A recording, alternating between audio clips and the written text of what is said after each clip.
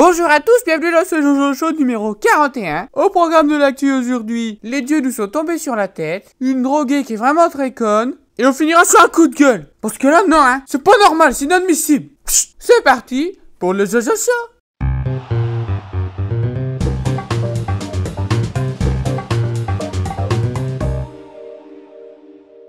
Et trajet en Indonésie, sur l'île de Bangai. Parti pour l'aventure.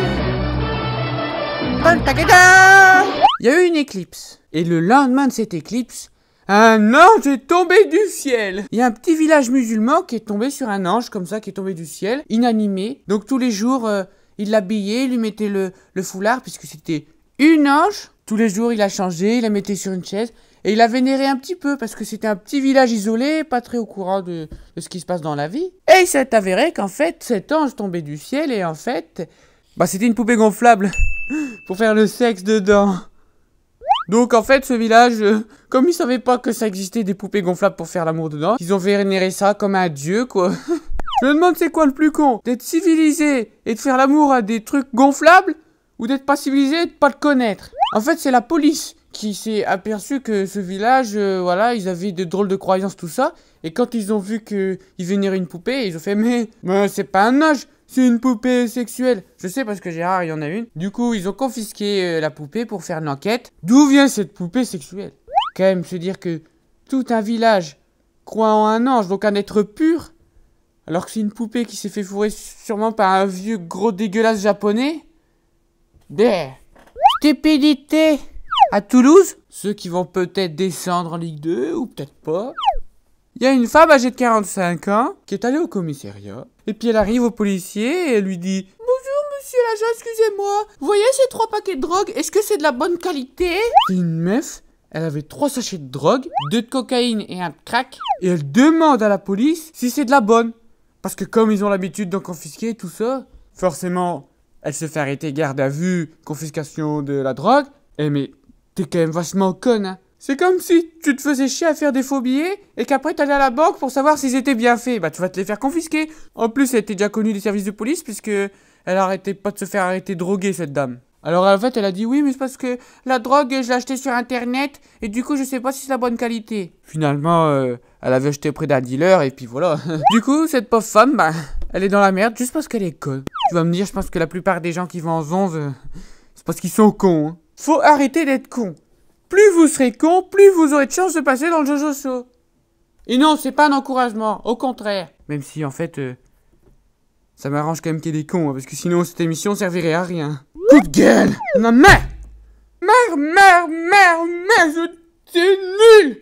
C'est pas bien, hein?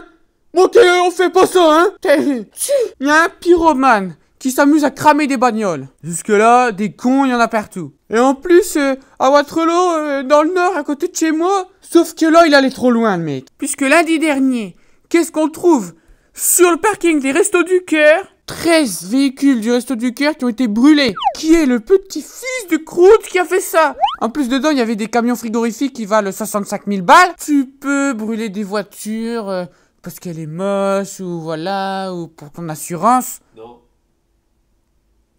Bah si, tu peux, moi je l'ai fait.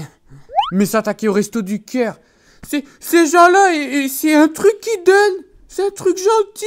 Pourquoi tu crames un truc gentil? En faisant, tu vas te faire péter la gueule, mon gars. Là, c'est pas de la connerie. C'est de la criminalité. Et qu'en plus, elle est nulle.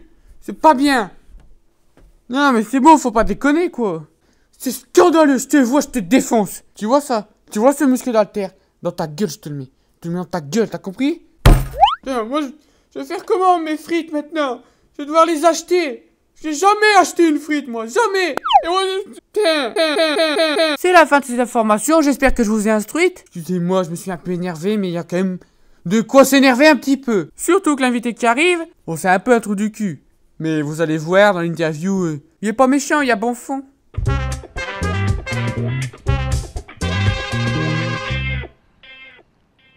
Bonjour, monsieur Trump. Monsieur Donald Trump. Ah, moi j'aurais autant faire, j'aurais pris Mickey, hein, parce que l'autre... En plus quand tu parles, ça fait un bec de canard. Je t'encule, petit con. Juste pour savoir, c'est une perruque que t'as sur la tête? Faux.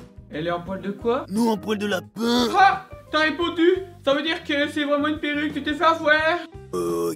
Ok, j'avoue. Donald, t'as beaucoup de sous, non? Des millions et millions. Bah alors si t'as plein de fric, pourquoi tu fais pas un implant? Comme ça au moins ça t'aidera à être président.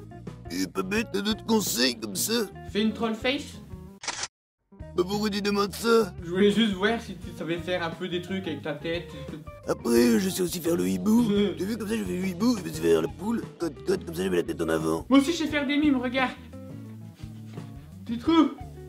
C'est l'envol de l'aigle américain. Enfin pas l'aigle, le pigard.